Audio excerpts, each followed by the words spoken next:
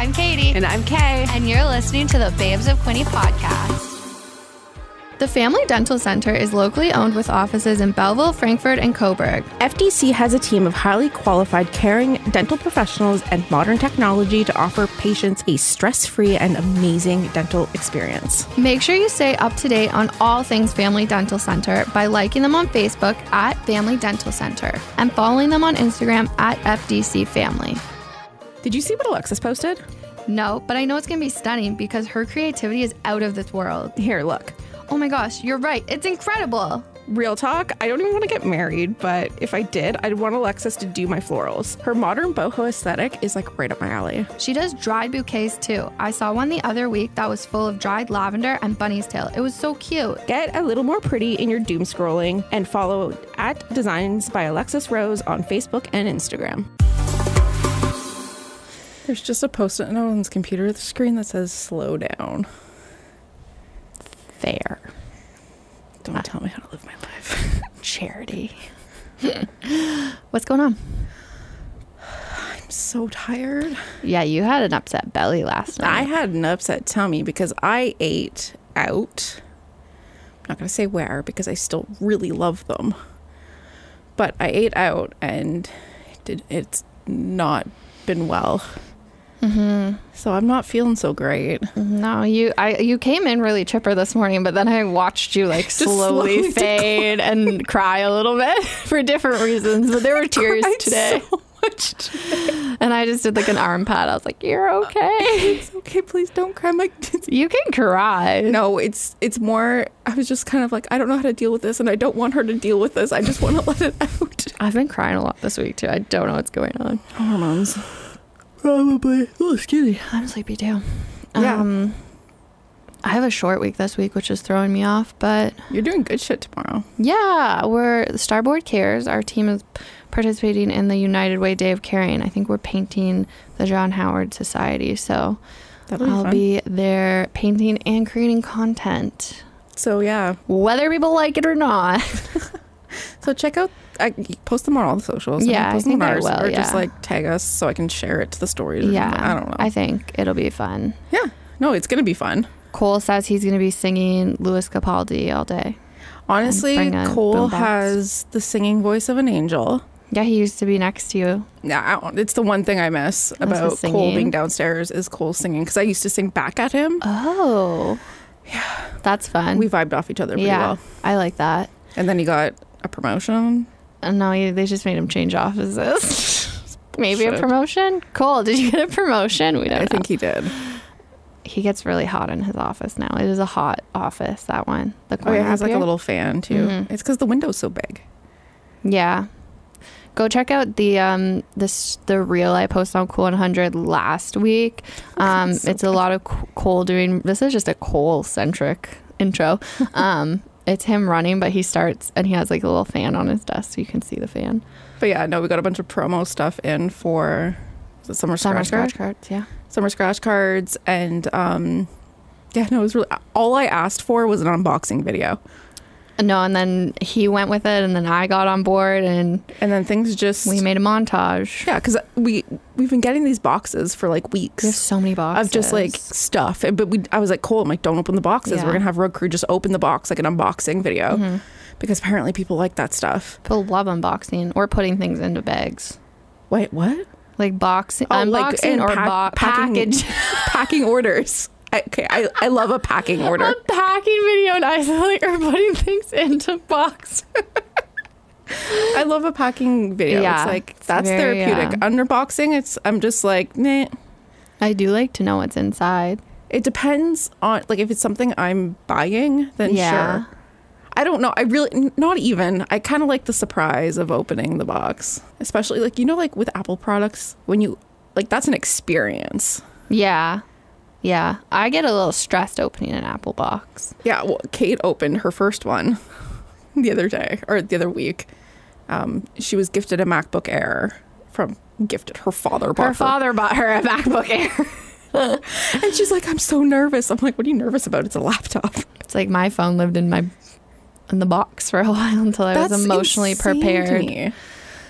I don't do well with some change, and phones are one of them. I don't like switching over phones or computers. I really don't like it. Because I did have to set up a new Apple ID because I was sharing it with my mom for so long. Like, this is an Apple ID from when I was like 12. No, younger. And I just never changed. I just always use that one. But do you know what happens when you link phones? When you link Apple IDs, all your photos and messages are shared. Yeah. Our phones. Yeah. So how do you manage that? Like, how did you manage having secret things? You just had no secrets with your mother. I don't have secrets with Martha. She knows everything about me. She knows everything about me, everything about Jeanette. And Jeanette always goes, don't tell your mom. I'm like, you know I'm going to tell my mom. That's why I don't tell you. Like, I mean, you know what? I do she's tell like you things. The least judgmental person. No, I know, but it's just funny. Yeah, I don't know. It's just natural to me. I don't know why. It's weird. I'm very close with my mother. So now is it weird that she doesn't know everything about your life? No, because I don't think she really like look. It's not like she was like looking at it. She Like, was looking. we would both. I don't think she was. Maybe. I really don't care. Like, Martha, so were fun. you looking? Maybe. I'll ask her and we'll report back. There's a big episode, like an XXL episode. So I was fangirling the whole time. I had no chill. Editing the episode, I was like, Kay is excited. Literally no chill the whole time. Yeah. Yeah. And I was like, oh my God, I know you from the internet. Yeah. So it was Tina from Tina from XXL Scrunchies. Yes. We told her this, but she was on, we had like we called it our hit list when we first started this podcast, because for a long time we only had coworkers, and like we wouldn't have people lined up, or people we knew. Yeah, we were just like friends. Yeah, and family. We were running around, but so we had people, like bigger people we wanted, not bigger people, but like people who we thought would be harder to get and didn't know us. And one of them was Tina. Yeah, and it's funny because we actually asked her in like November of last year. Because I saw her at the same event Eliza was at. Yeah. So it was November of last year we asked, and she was like, yeah, of course. But we were like, okay, like let's line things up for after the holidays. And then like she went on vacation. Yeah. And then she was out of town for like, I think she was in San Francisco for like the TikTok maybe thing. Shopify maybe. Oh yeah. It was another one of. She's a busy lady. Busy lady. But we're her first podcast. I know. Crazy. I hope she listens to us just fangirling. She's just the coolest. Honestly, I still don't have chill about it. No, and she has such a calming presence. I think that's what it is, because I'm just like, I was just like completely chaotic, and I was like, I'm so nervous. I'm going to sound like I'm crying the whole episode. Yeah, she's very calm, but she is very calm and like cool stories, very open, like just social media genie, like. Oh my God. Like I have still fangirling. I'm still fangirling because everything about the way she's built her business, like her branding, the thoughtfulness of everything is just beyond. And I am so stoked that she decided to say yes. And the other thing is, because it was a longer recorded episode, we're splitting it into two. It's two. So you get episodes. 2 Tina episodes. So this week is more so like about about the family and the starting of the business, kind of her background, and her social media, the rise of social media for her. Which is my favorite part of. Yeah. And some analytics of social media, which was kind of cool. Insane. And then next Thursday is going to be her Dragon's Den experience. That's so exciting. And I haven't edited that part yet, but I think it's mostly just the Dragon's Den. Yeah. So when this one ends, just know that there's more Tina, and which hopefully we'll have her back eventually. And she said that she'd help us do our first TikTok. I know, we're trying to get on TikTok, friends, babes. So we have an account, so if you want to follow us now, there's nothing there. We just have to post. It's scary. It's not, but like, no, it's fully scary. And so should we let them listen to it? Maybe we should just let them listen to it. Welcome to the Babes of Quinte. Okay. Enjoy. Bye. Our next guest has been on the hit list since day one. Her transparency, authenticity, entrepreneurial spirit, and badass product lineup has earned her over 13.2 million likes on TikTok and nearly 900,000 followers across all her social channels. Did I mention she started her business in her apartment? Not only is she creating an XXL empire in the Bay of Quinte, she's an incredibly talented graphic designer and has a degree in psychology from OttawaU. She's fresh off a trip to the Dragon's Den, and now I'm just like too excited, so let's get into it. Babes of Quinte, please welcome Tina Nguyen, founder and CEO of XXL Co. Hi. Hi. How are you? Good. This How are is you crazy. guys? I know, this is crazy. Yeah. You were actually, when we started this, I think last summer, you were like on our Number we had one a whiteboard with like people we wanted on, and you were on it. I remember when we met in person at that one event I was speaking at, you said I was on your wish list. And I was like, oh, that's so cute. Like, I have to go now. Yeah, I like guilted you into Or break our hearts forever. Yeah. I know. We usually start out with a really serious question. What's your favorite potato chip? But I feel like it's not a potato chip. Chip. Oh, It can- because I love popcorn. Yeah. Well, if I had to choose a chip, I think it would be ketchup chips, like Lay's ketchup. Oh, okay. We haven't had anyone say ketchup yet. I don't Really? think no. It's always been, there's always like a sour cream undertone. Like Or sour like cream and all chives. dressed. Oh. That's our first Ketchup. straight ketchup. Really? Yeah. Yeah. I had someone ask me a couple weekends ago if you had to pick your food for your food eating competition, what would you pick? And I said popcorn, just because like I love it so much. So I funny. feel like your mouth would get so dry after a while. Yeah. Not if if it you was- butter it. True. Well, I think you get water on the side.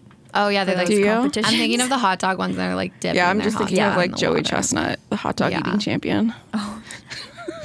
Our coworker has like an unhealthy obsession with him. Oh, I And like see. went to Toronto because he was at to like watch him. to watch him. He was like at a Blue Jays game randomly because they had just opened some like all the new stuff at the Jay Stadium, and he went because he was like, oh my god, Joey Chestnut's going to be there, and like slept 2 hours because he does the morning show Yeah. Oh my gosh. So we're really into hot dogs, I guess. and eating competitions And chips. and chips. Yeah, we like a chip. You're from Belleville, like originally? Yes. Well, actually, I was born in Thunder Bay. I live there. I know. What? A bunch of my family's still up there. Wild. Born in Thunder Bay. I lived there for just like 2 years. Oh, okay. And then we moved to Kingston. And then we moved to Havelock. And That's a then, journey. I know. My parents' journey is way crazier. But then I ended up in Belleville when I was in grade 5. So I call Belleville my hometown. Okay. Yeah, no, that makes sense. That is moving to a lot of different small towns Yes. and very northern towns, I guess. Yeah, so tell us Oh, about yeah. Yeah, your your parents. So I think this is a big reason why I work so hard or why I have this work ethic of like go, go, go and like seize this opportunity. Because I am from Belleville, but my parents were born in Vietnam and they escaped during the war. Okay. They escaped on a boat, not knowing where they were going, and they had nothing with them. And were they Well, married at the time? Or were they? I think they got married, Okay. yeah. Oh my god. They'd been together for a couple years too. And my dad he was in law school, so he had to drop out of university. Wow. That's I know. wild. And they're on a boat like jammed with people, like you could barely move. There's no Yeah. washroom. The seas are rough, like it's not a very well put together boat either. Yeah. Like you're trying to escape. And on the way, I think they ended up in a Malaysia refugee camp, but on the way their boat got robbed by pirates. And my parents don't share this with us because they just want us to be happy and they also don't want to relive it. And it was one day last year, my dad and I were randomly driving to pick up fabric, and he just started talking about where they came from and told me some stories. And he said during the robbery, my mom was wearing a jade bangle, and it's not those bangles you can unclasp. You had to like break it off or really slide it off. Yeah. It was on there. And my dad broke it off with his hand so the robbers wouldn't chop my mom's hand off. And he's like, look, I still have the scar. And when he showed me the scar, I almost started crying just because makes it so real. Yeah. And he doesn't talk about it that much. Oh my God. And he even said he rubbed dirt on her face so she wouldn't get kidnapped. Because they would, that's what. Holy shit. I know. Your parents Taking are a badasses. moment. Like in the moment, you're getting robbed. How do you even Yeah, think what do you about do? that? So it just kind of shows my Holy dad's shit. always been like there for his family. Like just there for my mom the whole time. I know. I think I love him even more. I didn't know I could love, and he's always, I think it's too like seeing, oh, I might cry. Me Give too. me a moment. just looking back at how much he's helped me, I always get. Oh my gosh, the videos you post of him like showing up and like plowing, like shoveling your car out, or just like So whatever, cute. just that, like I him can tell the showing snow up. brush story Yeah, after. please, like. But I think just seeing where they came from and just them wanting, he's always smiling too. So Always. it's just wild too. And I think too, I like knowing the story behind people, and that is a wild. So they ended up in Malaysia refugee and then camp. And then they got sponsored to work in Lyon, France. And my dad learned French. I know, Casually. of course, yes. And luckily he could speak English really well, because I think when they arrived, like, people thought they were bad people, but my dad was able to communicate with them in English. Yeah.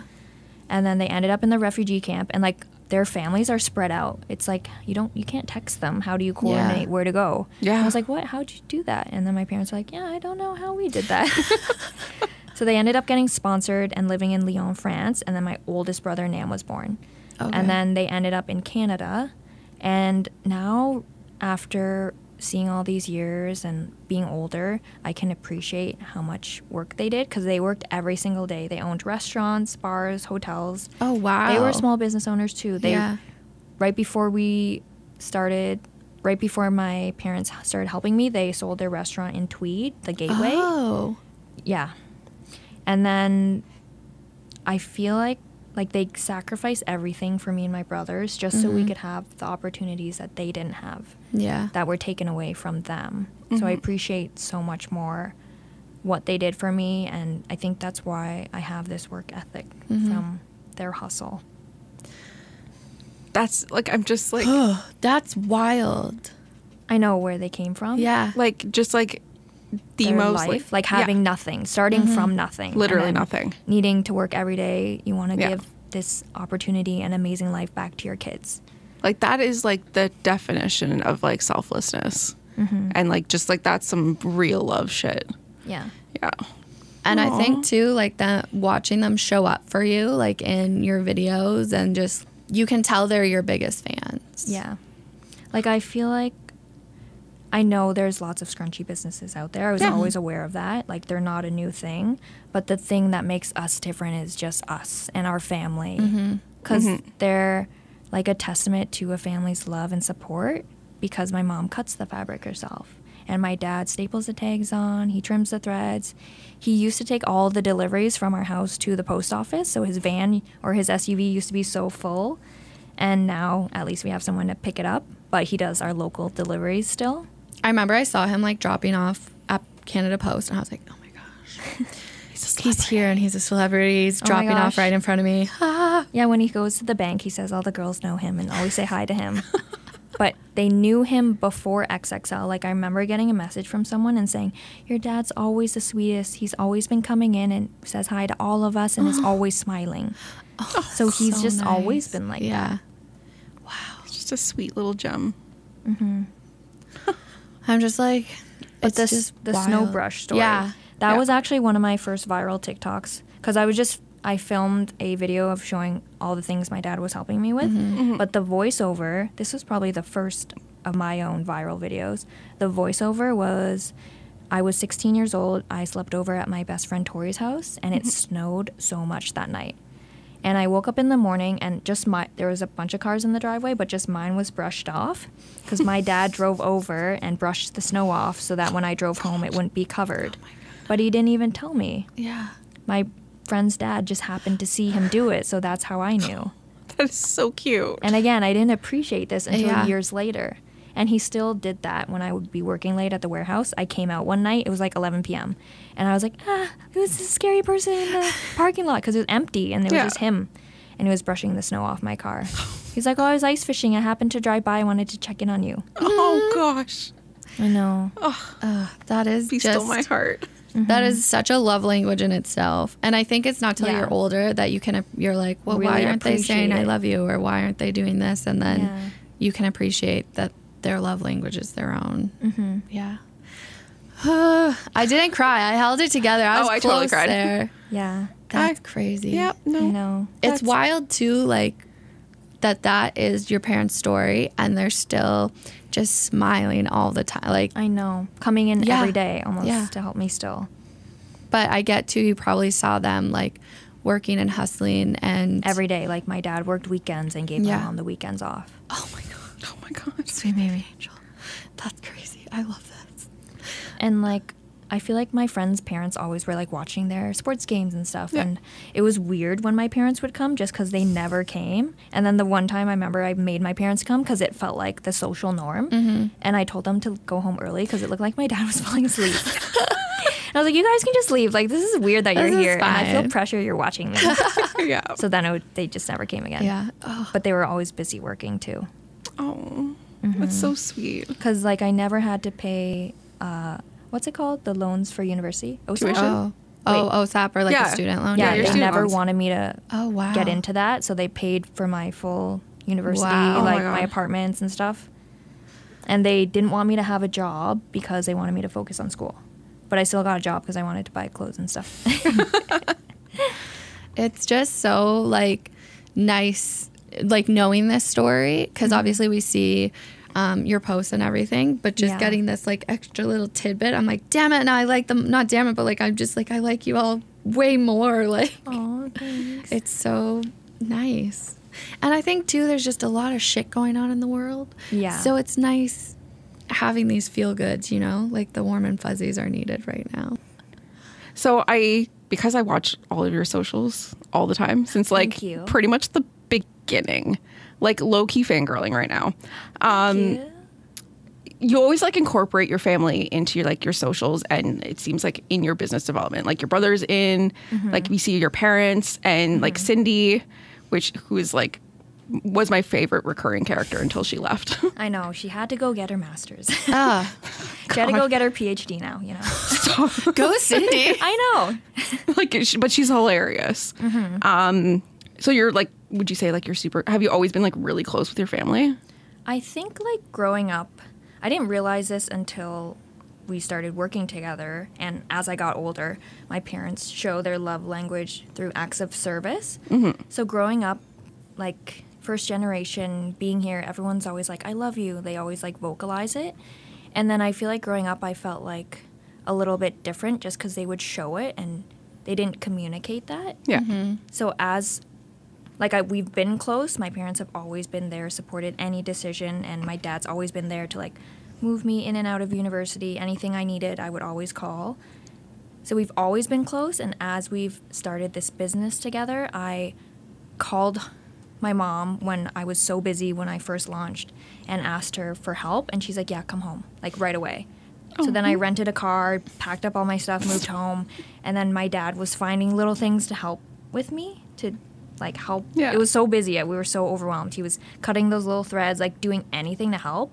And that's when I realized like how supportive they've always been, because I moved away from home for a while. Yeah. But then starting this small business brought us back. And then it brought us even closer than we were before, That's so cute.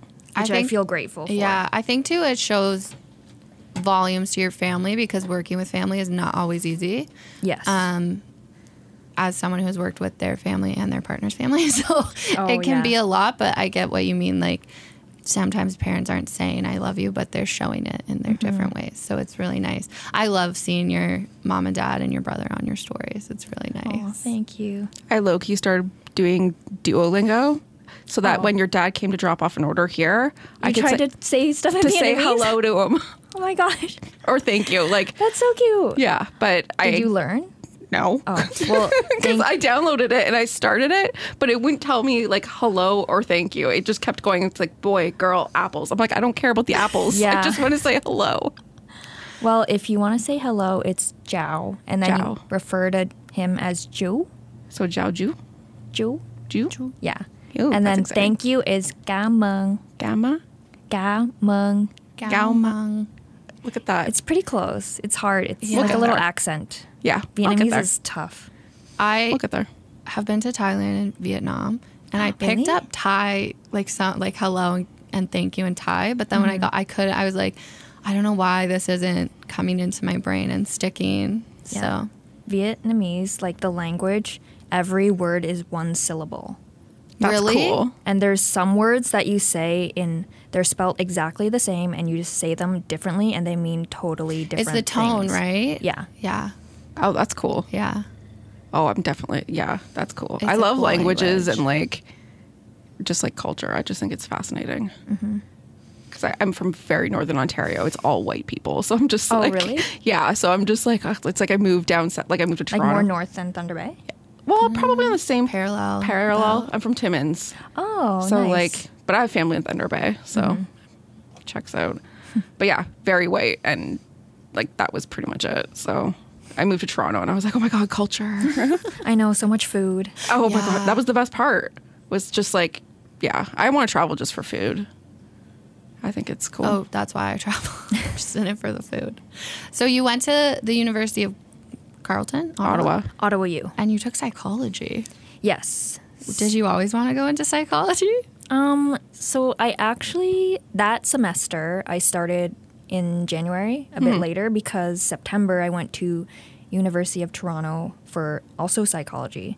But I was so overwhelmed and stressed, I dropped out the week after 1 week. And then my dad came. I and- did that. Don't worry. It 1 was- week. I lasted 1 week and I I was missed done. Frosh Week and I was so nervous about these classes and I was so overwhelmed.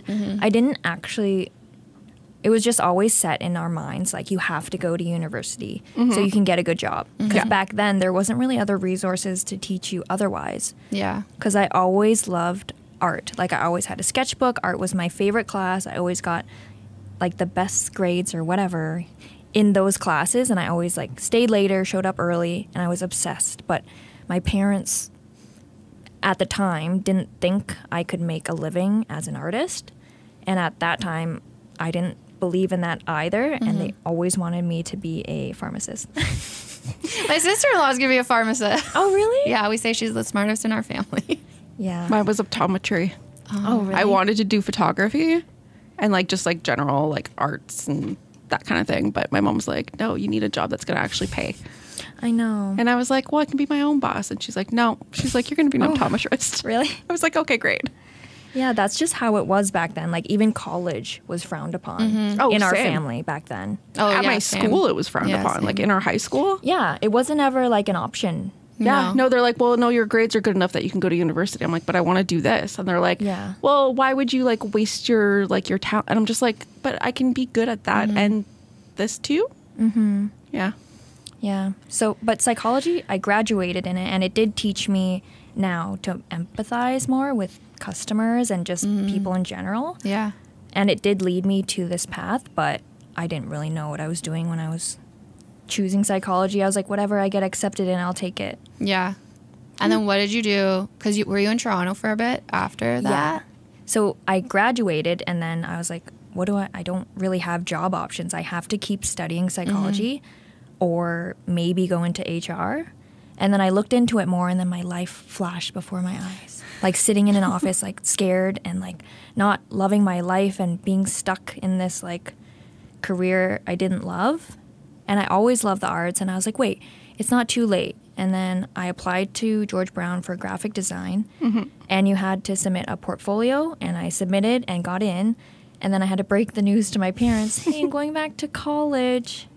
And they were so confused at first, but they accepted it and supported me with the decision after I explained everything.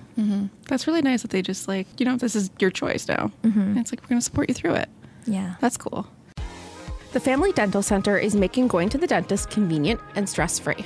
FDC is always accepting new patients and offers a variety of quality dental services, including routine dental hygiene, restorative, oral surgery, crowns, Invisalign, and more. There are no more excuses to avoid the dentist. AKA me. FDC has convenient hours, can direct bill to insurance companies, offers a 10% discount for seniors and military members, plus has emergency appointments available. Make sure to stay up to date on all things Family Dental Center by liking them on Facebook at Family Dental Center and following them on Instagram at FDC Family. We're serious. Like, go now, scroll down to our show notes and tap the link and follow them. We will wait.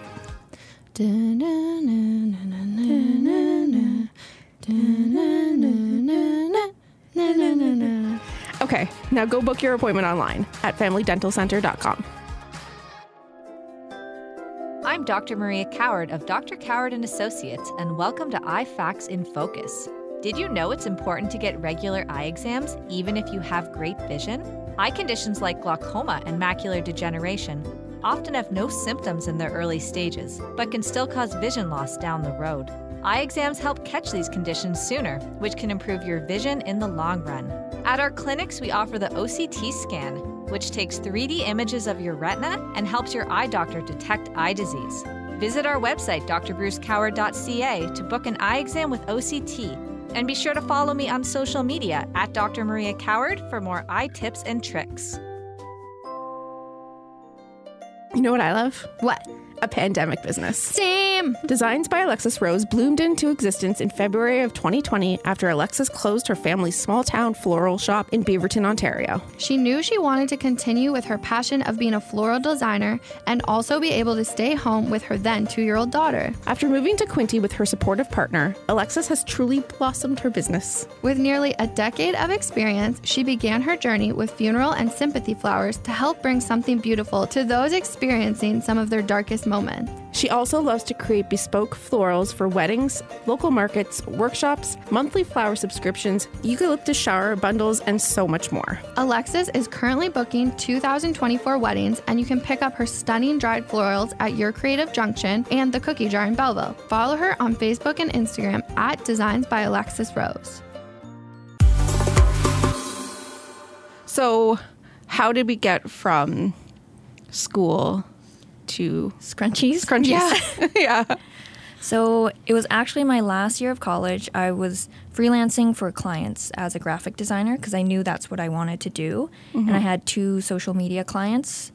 And I designed a couple logos for brands, and I was really building up my portfolio. So I also dropped out my last year of college because homework was taking over real work. And I was like, I already know what I'm doing. I don't need to do these mock interviews in college anymore.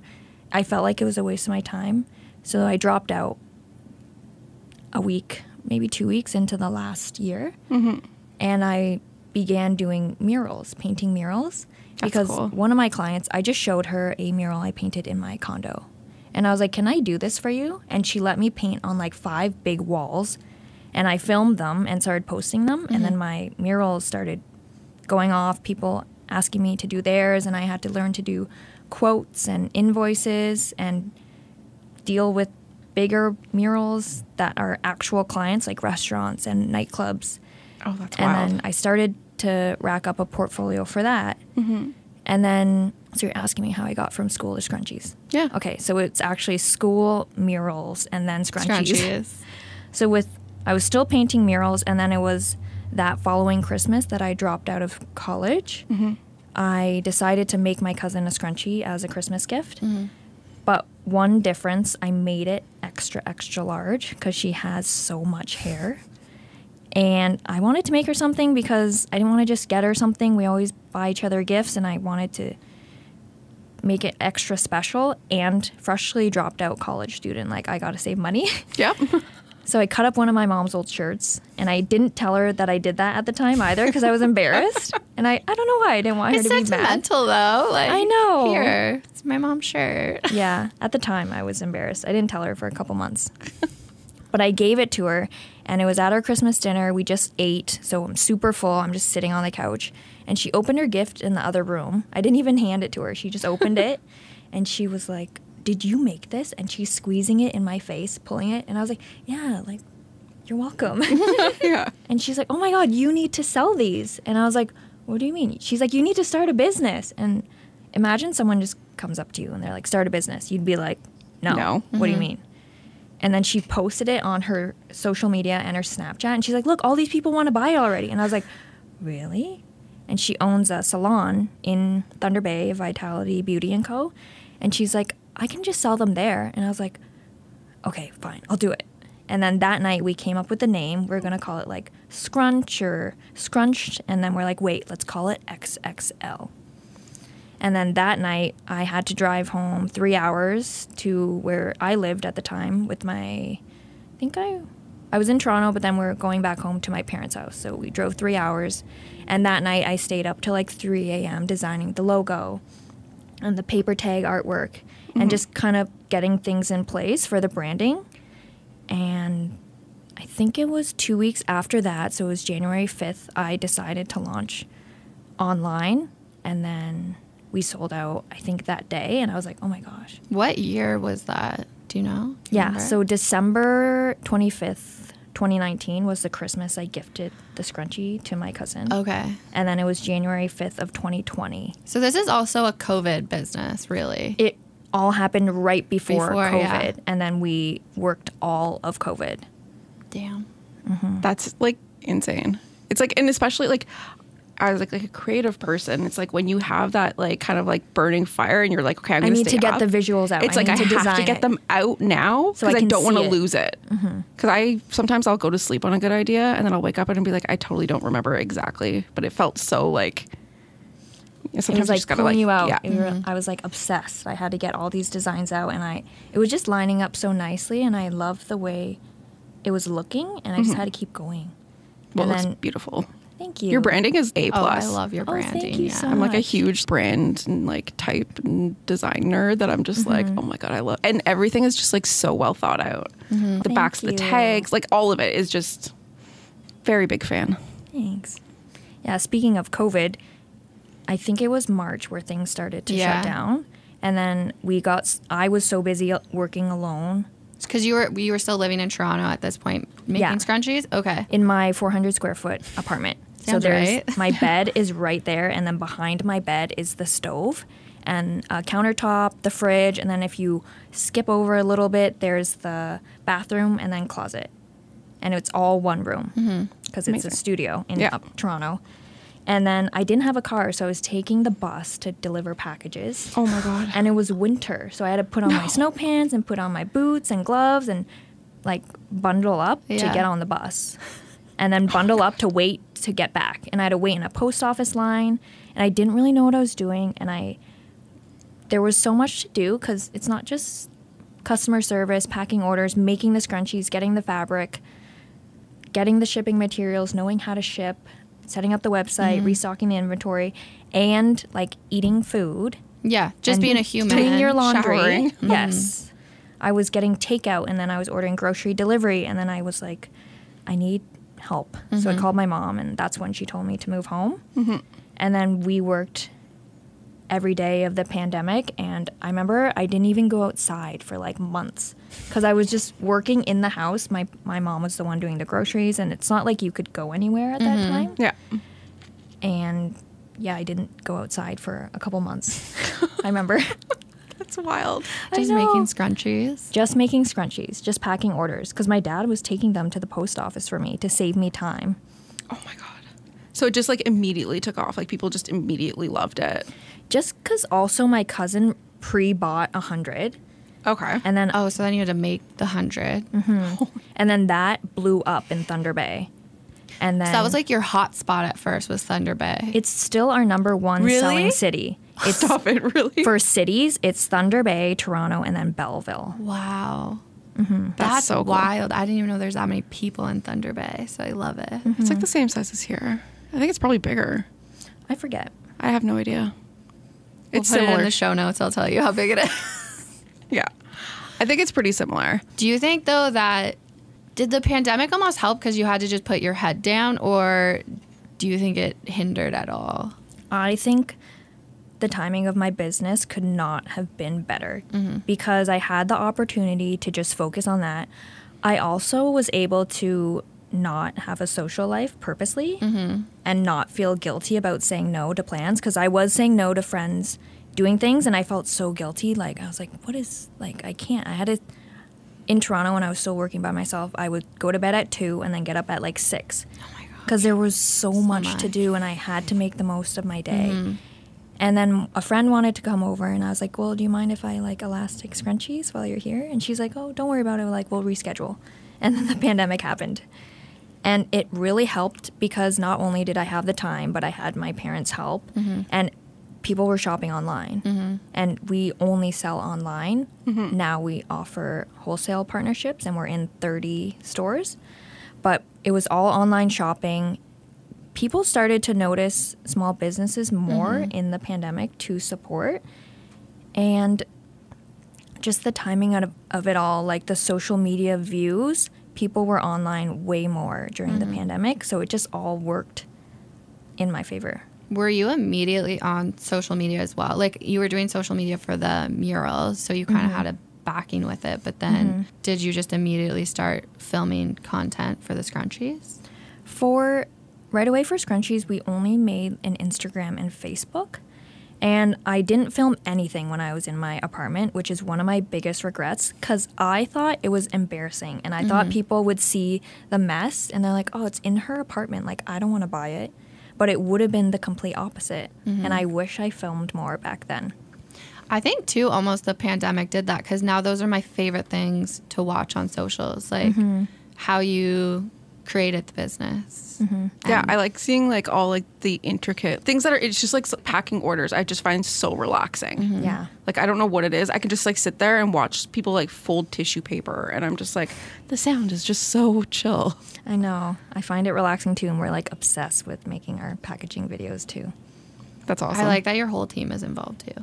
That's nice. Yeah. That Yeah, I try to everyone's on show board. it off because we try to document as much as we are creating as well, because we may as well film what we're already doing, not add on top of our workload. Yeah. Yeah, that's what I'm trying to convince everyone here, that everything is content. You taught Everything us is that. content. Oh, really? Yeah, in November at that event. Yeah. You were like, everything's content. I think we say that to people in this office. Yeah, ever every since week. then. Yeah. I was like, everything's content. We're like, film it now. It's hard for me to not film things because we get so many fun orders or so many things come in or my mom's doing something, and it's hard to not film because then it's like Well, because it's just interesting. missed opportunity. Yeah. Or then I'm like, oh, I won't get this footage. But then it's like now managing a team of 8, I have to focus on all these other aspects now too. I can't just film Yeah. 24/7. Yeah. How did it go from, now I feel like we're on the next stage. How did it go from your parents' house into your first warehouse space? So my parents' house, we were there from the end of January 2020, and then it wasn't until I think it was June of 2021.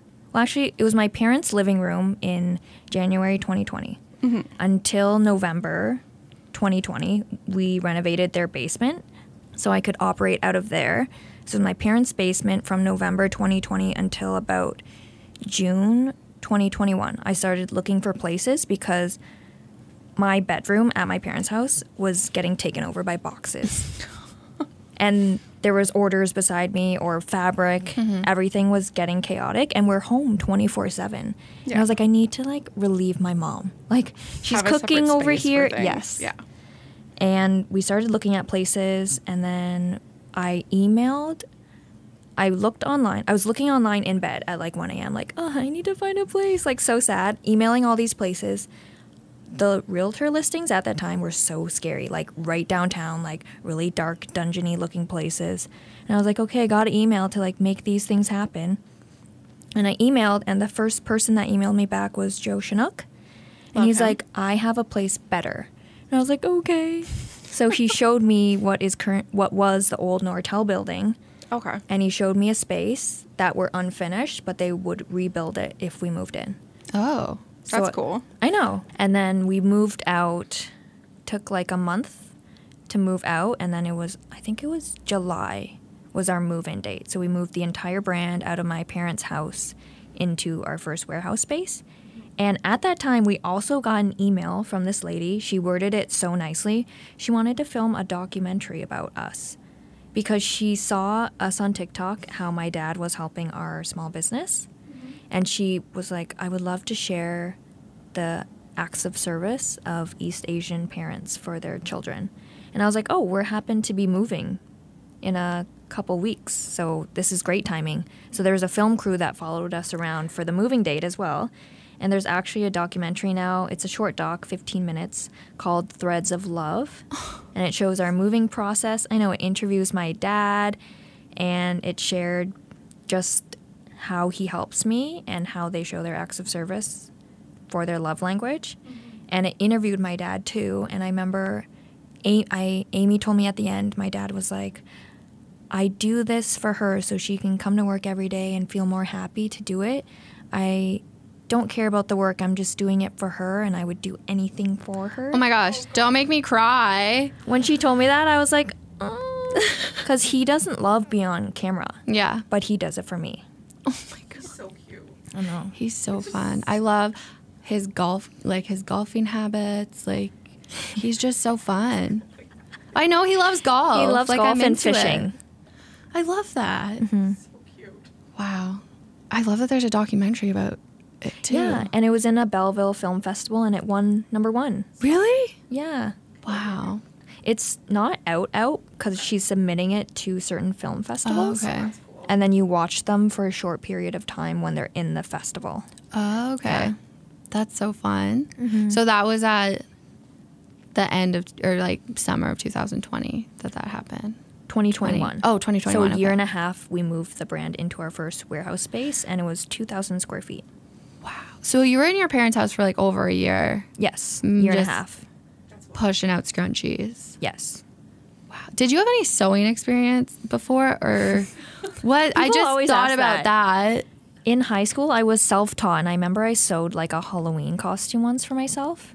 And then when I started again, I initially only invested $500 to start because I could use my mom's sewing machine, and she had some extra like elastic and all the other supplies laying around. And she kind of showed me again how to use her machine. But her machine was older than me. It's like over 30 years old. Yeah. Yeah, I was like, that's a solid machine. Yeah, so kind of like self-taught sewing. Yeah. So it worked. And then you moved into your warehouse space, your first warehouse space. Yes. And then we were quickly outgrowing it. And 9 months later, I kind of approached the owner and Joe and said, can we have like a little more space? There was an extra closet space to store fabric because it was jammed in our space. Because we have now over 200 different XXL size scrunchies. We have over 100 mini scrunchies and over 30 XXS scrunchies. And new products too, like clothing and tote bags and hair clips and keychains.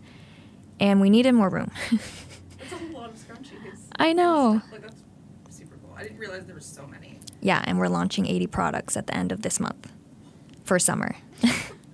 But we needed more room, so... Okay, press the on button on your... You're good. I was off. You were off for a little bit. Great. I'll edit it to make it work. Was it off the whole time? No. No, we got No, it. I It's pressed so off. funny. It's like the things you don't realize. I know, because we just want to chat and stuff. We just want to so- chat. just wanna- Yeah. Just chat. Okay, so needed more room, asked for it, and then there was an opportunity to move into a bigger space, double the size. So we moved into a new space within the same building. It's 4,000 square feet. We moved in April of 2022. That's the space you're in now. Yes, so we've been there a year now in our new, bigger space. That's so cool. It's so fun.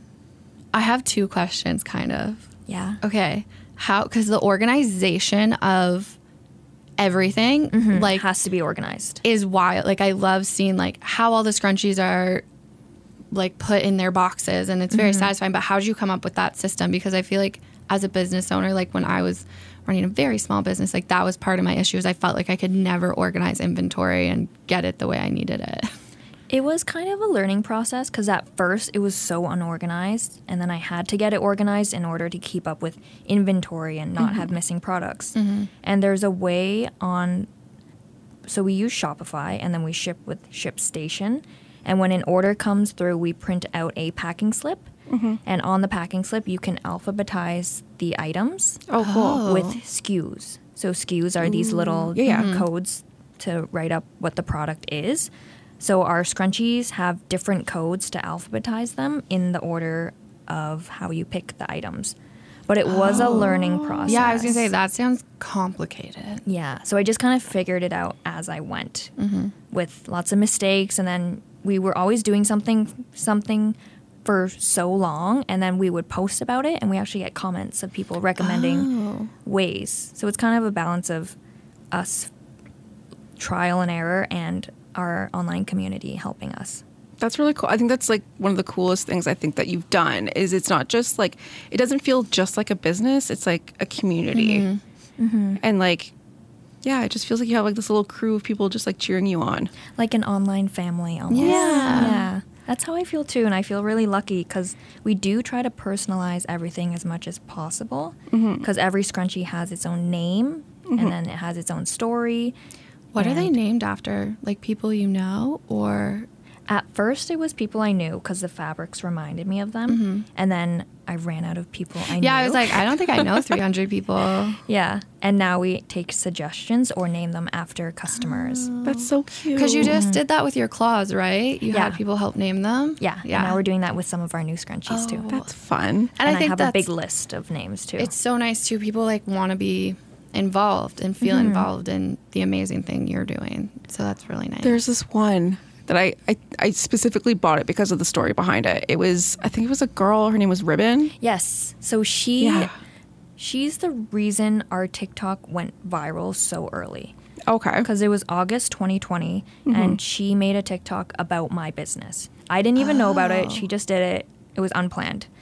It was also during the pandemic. So she made a video trying to make one of my scrunchies because she admired them. And at the time, she's like, I can't afford them, but I love this business. Oh, yes, okay. Yeah, she just made a video with the green screen effect on TikTok where your face is talking in front of a photo. And it was a photo of my scrunchie with our tag on it. And her video hit like 1 million views. And my store had 100 people online for like 3 days, like constant online store visitors. And my store sold out that day from her TikTok video. But oh my God. At the time, my store was my parents' front coat closet filled with scrunchies. Yeah. That's insane. It's And crazy. then we named this ribbon scrunchie after her after that situation and that happened. was one of the first ones I bought. Oh, nice. I think I just remember too, like your videos coming across my feeds. And then I didn't realize like you were in Belleville. Some people still don't. Yeah. Which is kind of fun when they find out. Yeah. It's kind of something fun I like to brag about too because I'm from Belleville. And I'm like, well, you know, XXL, that's from Belleville. Yeah. And I'm there. So. I've low-key been like dropping your business name into like, I'll have a meeting with like my boss and like her dad, who's the owner of the company. Oh. And I'll be like, yeah, so like XXL Scrunchy, like, and I'll just be like, yeah, no, they use social like this. So it's like, you know, I'm trying to like push them to like accept different things, like different ways of doing things. And it's just like, yeah, the amount, like they're probably so sick of hearing me talk about you. Well, because I'm just like, look at what they're doing. It's like, we can do something similar. Yeah. Well, we're always trying to do different things and evolving, especially the times have changed. So it's always something new to show at least. Yeah. Yeah. How did you build your team? My team. Well, luckily I got my parents at first. Yeah. Yeah. And then my brother was living with us at the time during the pandemic, and he had like no choice but to help because he was surrounded. And then my friend Cindy lived in Coburg at the time, and she drove down like once or twice a week to help me. So I was very lucky to have family, really close friends that could help me. Yeah. And my first hire was actually our seamstress now. She's still with us, Courtney. Me and my friend Tori went to the grocery store to film a snack vlog because I love snacks so much. And I saw my scrunchie in the wild for the first time. Also, the first time I went to a grocery store in years. Oh, after the little pandy. So I was filming. I was nervous. People were wearing masks. This is when she was spraying hand sanitizer at the front entrance. And on the way out, I was like, I think she's wearing one of my scrunchies. So I went up to her and asked, and she was. Oh my God. And then it was a couple months later, we were moving into our first warehouse space. And I was like, man, I can't, like, I need someone to sew. But I didn't know she could sew. So I called, I think I DM'd her and asked her, I was like, hey, would you be open to talk about an opportunity working with me? And she was my first hire, and she happened to know how to sew. It was like meant to be. And it worked out so well. That's wild. It was just like, I just needed extra hands in the warehouse, but she happened to know how to sew. And I really did need a seamstress at the time, but I didn't know that. Was it just you sewing and your mom? My mom didn't sew. Oh, she cuts the fabric. Yeah, she cuts the fabric. I sewed them all at the time, yeah. I sewed them all and elastic them for the first couple months, and then Cindy started helping the next year elasticking. And yeah, it was mainly just me making them all. Wow. I can't even imagine the amount of work that was. Like day and night. Like I would stock up on a big pile of scrunchie tubes that I would sew, and I would wait for a good show to come out and just elastic them and watch. Because at that point, I can elastic a scrunchie and not look at it. Yeah. And then watch TV. So I watch so It's like, much it becomes like TV. muscle memory, right? Yes. Like I could do it with my eyes closed. That's hilarious. Was it a big step for you to hire people, or was it just the next step in the process, do you think? It was really scary and nerve-wracking because I've never been anyone's boss. And I was so nervous, but felt lucky it was at least someone I kind of knew. And then my friend Tori had a younger sister and friends in high school that needed a job, so I hired them. But I didn't even interview them. I just hired them because I needed people so bad. And I knew they were, like, good kids, too. So I hired them, and I was a little nervous because suddenly I had to manage their schedules. And it wasn't until, like, a couple months in we were having team meetings and stuff. Because I was like, oh, well, they can't read my mind. And they were, like, doing tasks I didn't want them to do, or things were going wrong a little bit. And I was like, wait, I just need to tell them and, like, have a set schedule to communicate more. So learning to be their boss was kind of one of my biggest challenges, I would say. That was going to be my next question. What you think your biggest challenge has been since starting this? Yeah, definitely finding a warehouse and then learning to manage a team. Yeah, And 'cause then, that's Yeah, like- that makes sense. I always feel bad when I delegate things. I'm so bad at delegating. I'm like, "No, I'll just do it. I don't do like it." telling people No. what to do, but you have to. Yeah. And you have to set boundaries, and you have to actually communicate with them on a daily basis because I want it to be a good workplace atmosphere. How many? Sorry, you go. I think that's what Stephanie said too, that like sometimes to grow, you need to start handing things off. And I'm just it's scary. It's so scary. Yeah. It was scary to even hand off the packaging at first. Like I would micromanage, and now I barely package That's so nice. unless though. it's really, really busy. Because you did it for so long. Like you lived that packaging life. Packaging and making the product and just running everything. Yeah. It's been incredible watching you grow and being able to hear you speak at different events. It's really cool to Thank you. watch, especially it come out of a small town. Like there's some great things happening, but I think it's just nice to like highlight Yeah, it. and you're getting like noticed on like not just like locally, but like it's like TikTok had you out. Yeah, can we talk about that? Like how I'm pretty sure you're TikTok famous. So how does going to these TikTok events work? So my first TikTok event, I think it was in November. They asked me to speak on this panel in front of all these like business people just to open their eyes about TikTok, because I shared our story and our journey and how posting on TikTok took our orders international. Yeah. And we've sold now to over 68 or 70 countries. Holy moly. I know. And That's crazy. Yeah. And we're sitting now at over 30,000 lifetime orders. But the first TikTok event I went to was in November, and I spoke on a panel sharing just that information, basically.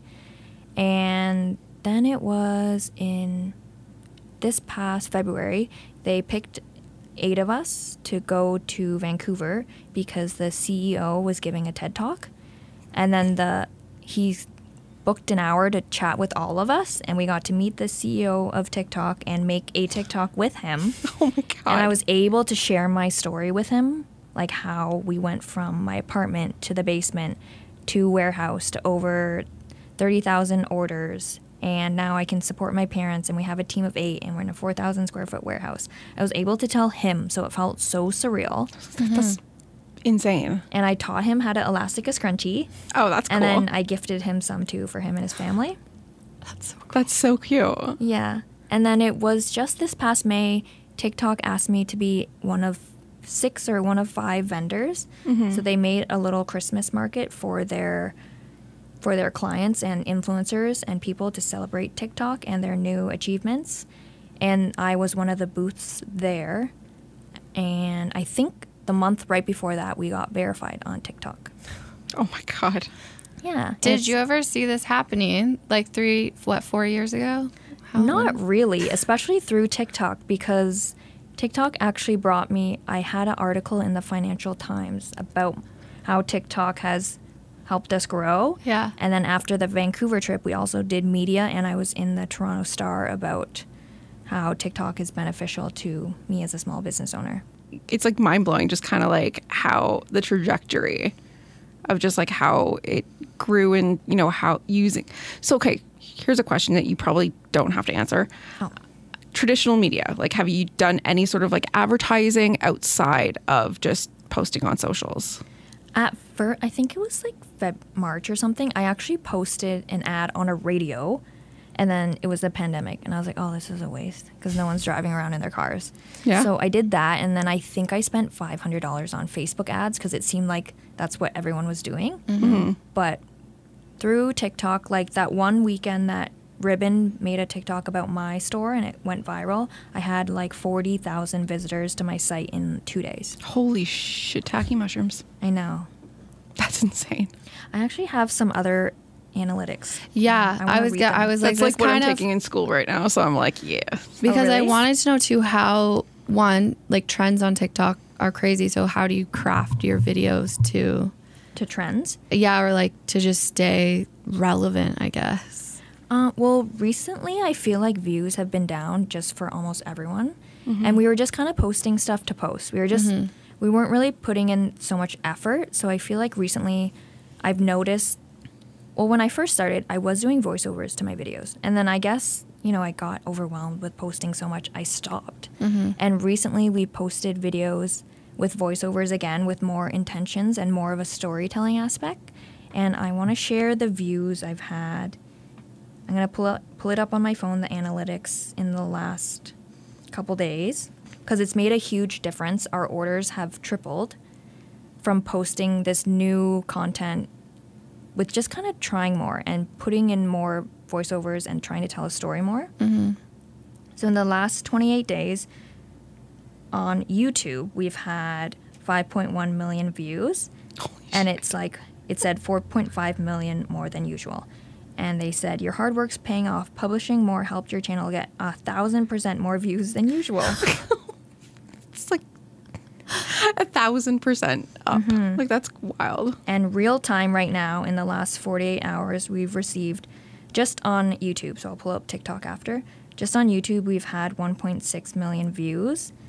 In the last 60 minutes, we've had 35,000 views. And I'll pull up the TikTok analytics. That's like insane. That's I know. wild.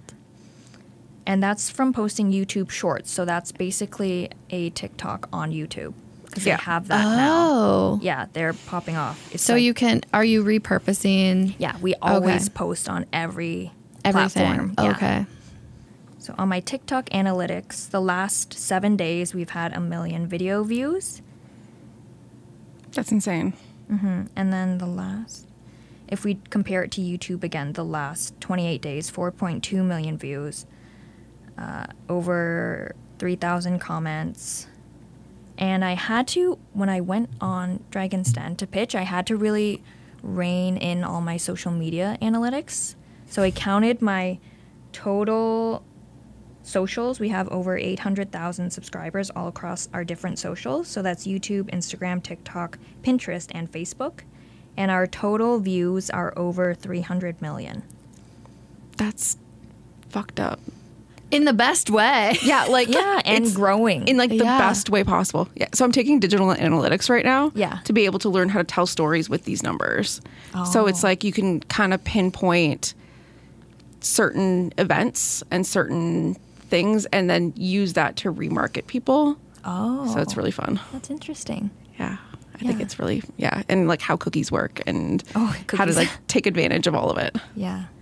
I don't understand any of it. So yeah, it's been three years as of January. So I guess almost 3.5 years into the business, and then that's like almost 100 million views a year if you divide it up Yeah. like Yeah. that. That's a lot of people. But we post every single day. Like I haven't not posted something since starting. I was going to ask you, do you feel like you need to post every day? We just have so much stuff. Yeah. Like I can't help it. Yeah, but so I guess it's just like even I think too for me, like working here and working in digital and trying to create content, like sometimes we get pushback. But also then I just get Like, you walked in here and you just owned the space and you were like, we're going to film some content. And I really appreciated that, because sometimes I get so like scared when I'm like going to like film stuff or like want to make content. But It was a growing process to get there. Do you schedule stuff like in advance? Like, do you have like a calendar to be like, okay, like, Yeah, we use this app called later.com and we schedule all the reels, except TikTok, you can't schedule. So I have them saved as drafts, and then I wake up at like 6, and then I post when I'm still sitting in bed. It's like the first thing I do in the morning. Post a TikTok, and then as of 2 weeks ago, I've been posting a YouTube short at the same time. okay. So, okay, that's cool. I want to look at YouTube shorts now. Yeah, so do I. That's interesting. Yeah, YouTube shorts I love because they keep growing. Like a TikTok does get viral in a couple of weeks maybe, but then it has its expiry date, it seems. But a YouTube short will grow. It could grow next year still. Oh, that's cool. Even YouTube videos, like the vlog style, longer form content. I only started a YouTube channel in October 2020 just to show off that we renovated my parents' basement. And I was like, come on a sewing tour with me. I phoned with my iPhone, and there was one part, the audio was so bad, it went like, like all scratchy. And that video, a couple months later, hit like 400,000 views. Oh my God. Goodness. And I didn't realize, like at first I started talking and telling my story about it because I was like, oh, I gotta do a little intro. And people really loved that, and they loved seeing the behind the scenes. So that's why I kept posting vlogs on YouTube. Wow. So I'm like inspired. I'm Okay, like, edit this- look out, edit this office. part I'm going out. to become a vlogger. You can. I think we can. Literally edit this part out, because there was a point when and then I You're cried. wrong. We only cry sometimes. It's fine. All the time. I cry too. Oh, good. I cried at the end of Spider-Man, Was it that good? the new Spider-Man movie. Yeah, I cried at that Because it's a Ted Lasso. cinema- Cartoon? like Is it a cartoon? it's a cartoon. Yes. Okay. Okay. I Not. cry in cartoons too. I cried in Have Up. you seen the new Spider-Man? Oh, of course. Did you cry in the beginning of Up? On an airplane. I didn't Yeah. even realize what So was happening. sad. So What a movie. the new Spider-Man I haven't is watched it. Maybe I will. okay, because you do graphic design. You need to watch it. Even the first animated one. Oh, there's Like two. there's two of them. So this is the second one. The first one is called Across the Universe or something. It's on Netflix. It is the most beautiful, like visually beautiful animated film I've ever seen in my life, because they mix so many different art styles into this movie. I'm convinced. It's honestly, I want to watch it. when it's I get home. stunning. I went to Kingston to go see the newer one that came out last week. In the comfy seats? Yeah. I have to sit in the comfy in seats. IMAX. Oh, wait, And- IMAX doesn't have the comfy seats. Oh yeah, Those no. recliners? Oh no, yeah, it does. It's like My they're back leather hurts. seats. They're comfy, but like they're not the reclining ones. Yeah. But at the end of the movie, it like closed or whatever, and all the credits roll, and I'm crying because I was like, that is the most beautiful movie I have ever seen in my life, and it makes me so excited You about. need to make... Do you post on TikTok? No, That was a great story, and you Thank need to you. post about it. I will maybe. Maybe it's gonna be Babes We're on doing TikTok. it now. We're starting a Babes TikTok. on We don't TikTok. have it yet, so it's time. And then make it in time for me to tag you in the post I made. Perfect. We'll start today. Yeah, Yeah. yeah, we will start today. Just make the usernames and stuff. Like Oh, you Oh, we the have usernames it. are already made. Oh. Yeah. then- They've been made since we started the podcast Oh, because I'm a good. psycho. Yeah, I did that too when I first started. Yeah. Yeah, You have I like to check secure all the usernames. names. Yeah. And I 'Cause it have would like suck if you had to be, .cas like- and .coms, like all of it. Yeah, you have to do that. It sucked to be Babes of Quinte 23 when you're Babes of Quinte on Oh, I other would platforms. fight them. Yeah. Yeah. I'd be like, I will pay you for this. Buy like, someone out. Please. Oh, 100. My friend actually sold her YouTube Really? Lo-Fi Girl. Cool. That Yeah, is so cool. like Lo-Fi Girl is just like a YouTube channel that plays like just like lo-fi beats. Yeah. Oh. I probably listened to it because I put that on. Her Instagram account was Lo-Fi Girl, and she sold it to them. Oh, I didn't know that But she was a also owns the thing. .com and the Twitter account. Oh, that's cool. So I think she got like I can't even say how much it was because it's an NDA, but Oh. but like cool. Made bank. over. I have like- a question. Yeah. I have to go pee. Oh, right, there. there. Oh, perfect. And then we're going to talk about Dragon's Den. It's time. That was amazing. So good. So amazing. I could listen to Tina talk for like ever. It's really nice. Her whole story, her relationship with her family, Makes her me want to cry. the team around her, the work like atmosphere she's creating. It all just seems very healthy. And I feel like she comes at everything with a very mindful approach. Oh my Does gosh, that make sense? Yeah, no, Okay. it does. It feels very intentional. Yes, that's the word I was looking for. Intentional. Yeah. We have the same brain. We'll talk about that later. But yeah, she was a joy to have in the studio. She brought us gifts. We have a video to share of that. We do have a video. And then we saw that she was bringing us gifts. So then we got her gifts. We got her some candy and gave her babe swag because we were like, oh my gosh, we're giving us so many things. But you have the scrunchie in your hair right now. I have not stopped wearing the scrunchies. Are you wearing a hair claw? I'm not today.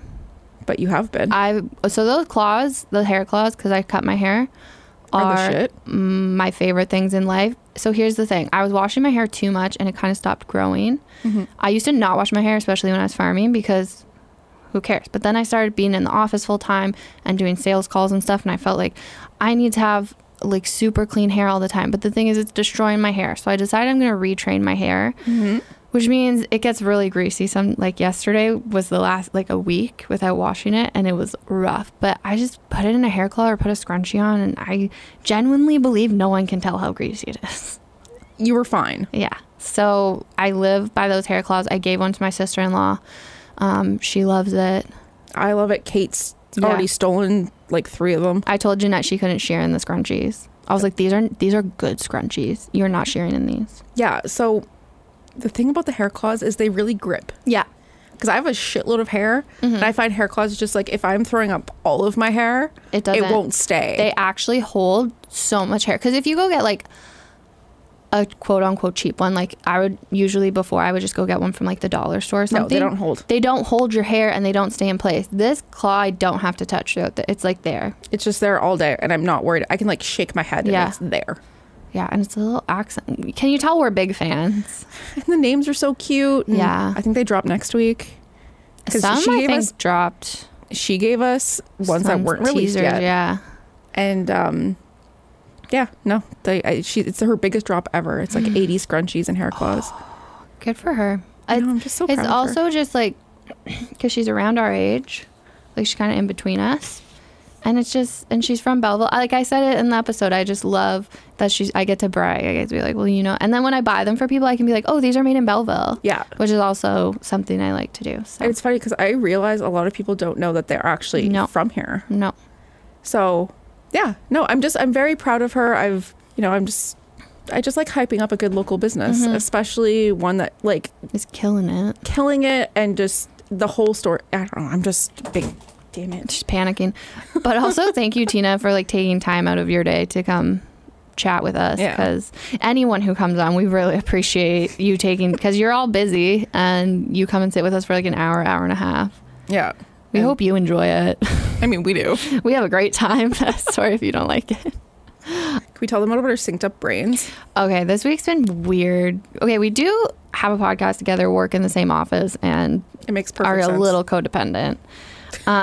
It's so weird when you're not around. I know, it does feel weird.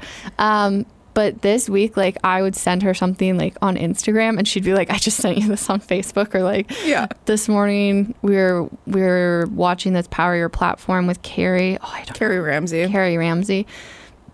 And we were just like we were both watching on the same computer, and I was like looked something up, and then I was like, I think we should start doing what are they called? Case studies. And then she had just wrote it down, case study.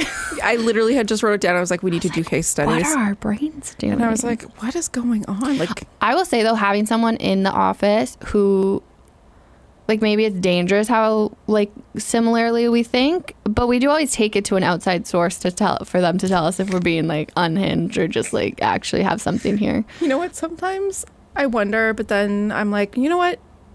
I think it's okay. So I do multi-sport on Tuesdays. I hope people from multi-sport listen to this. I really hope they do too. I signed up. So Jeanette wanted to do multi-sport on Tuesday nights.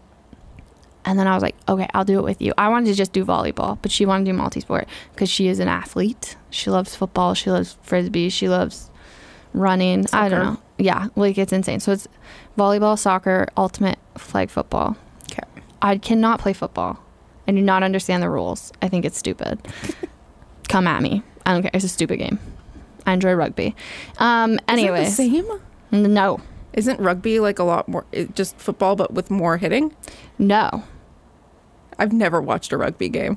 You like rugby. I feel like we need to get Chris Millette on That's a good idea. to talk about rugby. Oh. No, let me get Joe and Dusty. Joe, okay.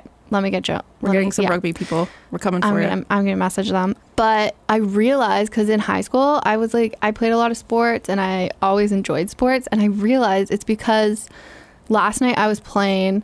I'm also on the team that's just like individuals. Like we didn't know anyone, so we just signed up as individuals. Jeanette also is not playing now because she has volunteer firefighting training every Tuesday. So I just go with strangers, which is fine. They're a very nice team. And I realized that I probably like sports because I can unmask. I realized I unmask when I play sports because I am like the most chaotic. Like if I'm panicking, I'll just like yell. And it also kind of works in my favor because then they panic as I'm just like, it's very Caroline from Survivor, just like, ah! Can I go just watch you play? Yeah, like if I'm like football last night, I jam my thumb because I can't catch a football. I have minimal hand-eye coordination because I'm actually a lot, but I don't stop I usually have like put a filter in between my brain and my mouth for the most part. I can do it, but when I unmask, that fully goes away. Yeah. When I play sports, the filter goes away. And so I just am like running commentary on... You just mic yourself up next time like those Literally, children. I'm like a child. I'm like, oh wow, he's fast. Like, just like...